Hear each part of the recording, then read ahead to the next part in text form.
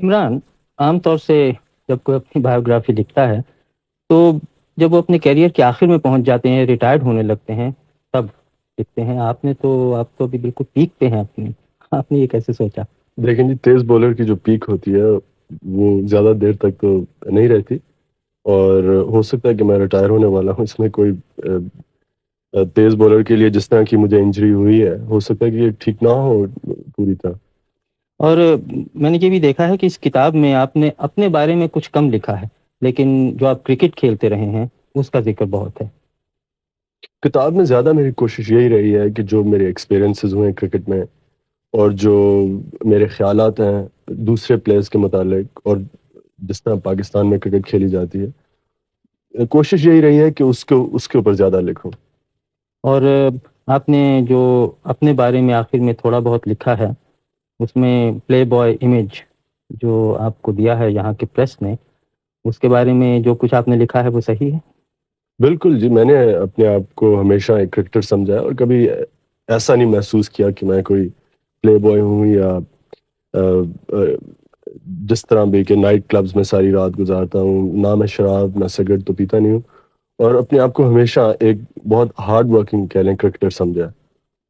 और आपने दुनिया भर में क्रिकेट खेली है, वेस्ट इंडीज़, हिंदुस्तान, पाकिस्तान, जहाँ आपने दूसरे मुल्कों में क्या रवैया देखा अपनी तरफ और क्रिकेट की तरफ? सबसे ज़्यादा जो क्रिकेट मैंने एंजॉय की दुनिया में वो ऑस्ट्रेलिया में। वो इसलिए कि वहाँ जो प्लेइंग कंडीशंस कहते हैं, जो जिस तरह की वहाँ पिचेस हैं, ग्राउंड्स, क्राउड, सबसे ज़्यादा क्रिकेट के लिए अच्छी कंडीशंस मैंने ऑस्ट्रेलिया में देखी। इंडिया में जो हमारी एक सीरीज़ हुई थी वो मुझे बहुत पसंद आई।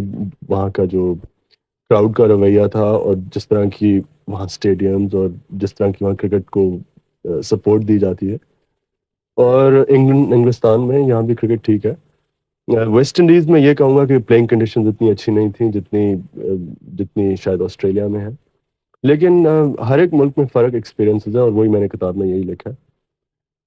अखबार वालों का ये भी कहना है कि आप बड़े अक्खड़ मिजाज, एरोगेंट, जो उन्होंने अंग्रेजी में लफ्ज़ दिया है, इसमें कहाँ तक सच्चाई है? आप समझते हैं आप एरोगेंट हैं? मैंने तो अपने आप को कभी एरोगेंट नहीं समझा। शायद शुरू में जब इंसान को दुनिया का नहीं पता होता है, जैसे मैंने किताब में लिखा है, जब शुरू में मैं इंग्लैंड आया था, तो शायद तब कह सकता हूँ अपने आप को एरोगेंट। लेकिन मैं अपने आप को हमेशा यही शायद ये कह लें कि मुझे शाय किस्म का इंसान ज़्यादा हूँ मैं। ज़्यादा क्राउड के अंदर मुझे झिझक काफ़ी है, लेकिन एरोगेंट कभी नहीं समझा अपने आप को। लेकिन अपने मुल्कों में तो जो क्राउड है, अपने मुल्कों से मतलब हिंदुस्तान, पाकिस्तान, बांग्लादेश में ख़ास तौर से, वो तो अक्सर पिच पे इन्वेट कर देते हैं, और आपको तो आदी होना चाहिए उन सब बातों पर। नहीं जी, ये एक चीज़ के ऊपर जो ये कह लें कि मैं इसे पॉइंट ऑफ प्रिंसिपल समझता हूँ कि जब लोग मैच डिसरप्ट करते हैं या पिच के ऊपर भाग आते हैं, मेरे ख्याल में इस चीज़ को प्लेयर्स का ये राइट है कि उन इन लोगों को इस चीज़ से रोकें और ये इनकरेज ना की जाए। और मैं हमेशा यही कोशिश किया है कि जो अगर कोई पिच के ऊपर भाग आता है इंसान, तो मैं कोशिश यही करता हूँ कि उसे सख्त तरह पेश आऊँ। लेकिन कई प्रेस के सेक्शन ने इसे इस तरह लिखा है जैसे कि मैं बहुत मगरूर हूँ, और शायद इसलिए मैं लोगों से मेरा बर्ताव ठीक नहीं जो पिच के ऊपर भाग आते हैं। मैं तो ये समझता हूँ कि मेरी कोशिश हमेशा यही रही है कि लोगों को सीखना चाहिए कि जो पिच होती है वो सिर्फ प्लेयर्स के लिए है। तो अब आपके क्या इरादे हैं, कब तक और क्रिकेट खेलेंगे?